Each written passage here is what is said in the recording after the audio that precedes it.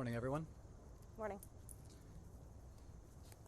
Since we spoke last, the President has continued to improve.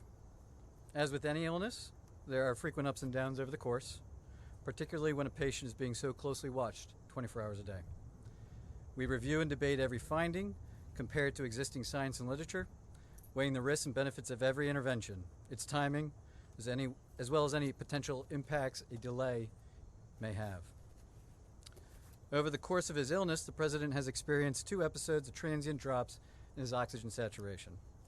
We debated the reasons for this and whether we'd even intervene. It was a determination of the team, based predominantly on the timeline from the initial diagnosis, that we initiate dexamethasone.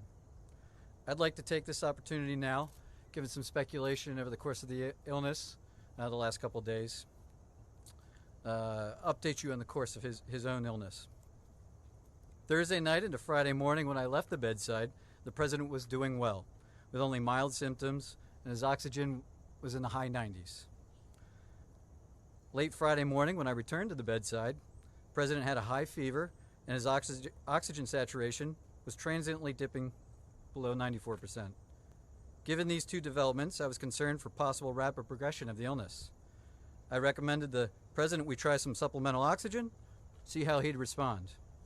He was fairly adamant that he didn't need it. He was not short of breath. He was tired, had the fever, and that was about it. And after about a minute, on only 2 liters, his saturation levels were back over 95%. Stayed on that for about an hour, maybe, and it was off and gone. Later that day, by the time the team here was at the bedside, the President had been up out of bed, moving about the residence with only mild symptoms. Despite this, everyone agreed the best course of action was to move to Walter Reed for a more thorough evaluation and monitoring. Now I'd like to invite up Dr. Dooley to discuss the current plan. Thank you, Dr. Conley. Before I begin a brief clinical update on the President's condition, I do want to reiterate my comments from yesterday regarding how proud I am to be a part of this multidisciplinary, multi-institutional team of clinical professionals behind me, and what an honor it is to care for the President here at Walter Reed National Military Medical Center. Regarding his clinical status, the patient continues to improve. He has remained without fever since Friday morning. His vital signs are stable. From a pulmonary standpoint, he remains on room air this morning and is not complaining of shortness of breath or other significant respiratory symptoms. He's ambulating himself, walking around the White House Medical Unit without limitation or disability. Our continued monitoring of his cardiac, liver, and kidney function demonstrates continued normal findings or improving findings.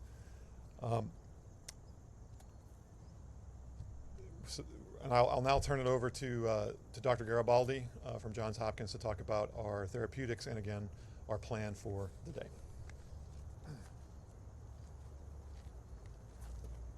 Thank you, Dr. Dooley, and I just wanted to again reiterate what an honor and a privilege it is to take care of the President, but to be part of such a talented and multidisciplinary team here at Walter Reed. The President yesterday evening completed his 2nd dose of remdesivir. He's tolerated that infusion well. We've been monitoring for any potential side effects, and he has had none that we can tell. His liver and kidney function have remained normal, and we continue to plan to use a 5-day course of remdesivir. In response to transient low oxygen levels, as Dr. Conley has discussed, we did initiate dexamethasone therapy, and he received his first dose of that yesterday, and our plan is to continue that for the time being. Today he feels well. He's been up and around. Our plan for today is to have him to eat and drink, be up out of bed as much as possible, to be mobile. And if he continues to look and feel as well as he does today, our hope is that we can plan for a discharge as early as tomorrow to the White House, where he can continue his treatment course. Thank you very much, and I'll turn it over to Dr. Conley for any questions. Dr. Conley? Just a moment, please. The President wanted me to share how proud he is of the group, what an honor it is for him to be receiving his care here at Walter Reed, surrounded by such incredible talent, academic leaders, department chairs, internationally renowned researchers and clinicians, including the support of Dr. Garibaldi from Johns Hopkins. I'd like to reiterate how pleased we all are with the President's recovery And with that, I'll take your question. Thank you so much. Dr. Dr. Conley, you said that there were 2 instances where he had drops in oxygen. Can you walk us through the second one? And also, I've got a question for the lung specialist afterwards. Sure. Yeah. Yesterday, there was another episode where he dropped down about 93%. He doesn't ever feel short of breath. We watched it, and it returned back up. As I said, we evaluate all of these, and given the timeline where he is in the course of illness, we are trying to maximize everything that we could do for him, and we debated whether we'd even start it, the dexamethasone, and we decided that in this case, the potential benefits early on the course probably outweighed any risks at this time. Did you give him a second round of supplemental oxygen yesterday? I'd have to check with the nursing staff. I don't think that if he did, it was very, very limited, but he's not on oxygen. And the only oxygen that I ordered or that we provided was that Friday morning initially. And about what time was that yesterday? Yesterday, what was yesterday? You said the second instance. Second incidence? Oh, it was over the course of the day, yeah. Yesterday morning. Dr. Conley. Dr. Conley. What is the president's current blood oxygen level? That's my first question to you, Dr. Conley. 98%. And what do the X-rays and CT scans show? Are there signs of pneumonia? Are there signs of lung involvement or any damage to the lungs? Yeah, so we're tracking all of that. There's some expected findings, but nothing of any major clinical concern. Then why start him, Dr. Conley, on the... Dr. Conley, why to ask if his oxygen level ever dipped below 90? We don't have any recordings here of that. That's right. On the dexamethasone, Dr. Yeah, what about here? What At about the at the White White House or here, anything below 90, just to follow up on her question? No, it was below 94%. It wasn't down into the low 80s or anything. No. So, okay, so on the dexamethasone, the steroids, sir, on the lung Yesterday, function? you told us that the president was in great shape, had been in good shape and fever-free for the previous 24 hours. Minutes after your press conference, White House Chief of Staff Mark Meadows told reporters that the president's vitals were very concerning over the past 24 hours. Simple question for the American people. Whose statements about the president's health should we believe? So the chief and I work side by side, and I think his statement was misconstrued. What he meant was that 24 hours ago, when he and I were checking on the president, that there was that momentary episode of the high fever and that temporary drop in the saturation, which prompted us to act expediently to move him up here. Fortunately, that was really a very transient, limited episode. A couple hours later, he was back up, mild again. I'm not going to speculate what that limited episode was about so early in the course, but he's doing well. What are the expected findings on his lungs, and why is the president not wearing a mask in the videos and photos that have been released? Well, the president wears a mask anytime he's around us, and we're all wearing our N95s, full PPE.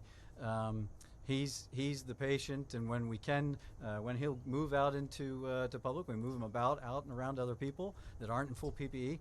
I assure you, he'll as long as he's still under my care, we'll talk about him wearing a mask. And he's in a negative pressure room? And the room is negative pressure? I'm not going to get into the specifics of his care. And can you answer the questions on the lung function? The lung function question, Dr. Conley? I'm sorry? The lung function question. Can you talk about that and what these expected I findings? would just share that, like every patient, we perform lung spirometry on him, and he's maxing it out. We told him, see what you can do, and it's over 2,500 milliliters each time. He's doing great. Yeah. But are your scans showing any irregularities in his lungs? Are there any obesities? Are there anything? To disclose that the president had been administered oxygen. It's a good question. Thank you. I was trying to reflect the upbeat attitude that the team, the president, that his course of illness has had.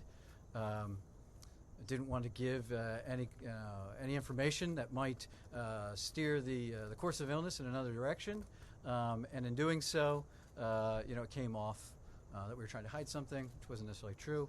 So here I have it. He is the fact of the matter is that he's doing really well. That he is responding, and as the team said, if everything continues to go well, we're going to start discharge planning back to the White House. That's it. Thank you, folks. Dr. Conley, on his lung scans. This is again. You did this yesterday. Can you please explain what you found on his lung scans? Hey, Chief, you want to Clarify? chat?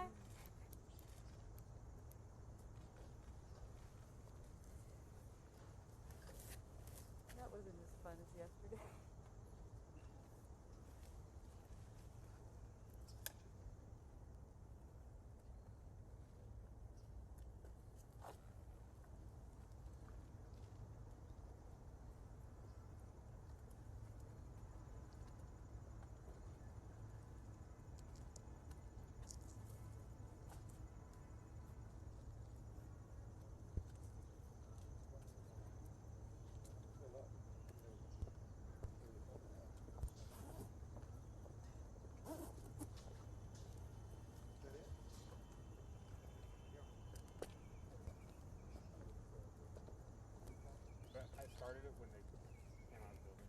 Perfect. You don't hear anything at first. Margot, do we expect anything here today for planning? He's going in right now to double check with Mark Meadows that we're good to go. Okay, Bobby is. Bobby is.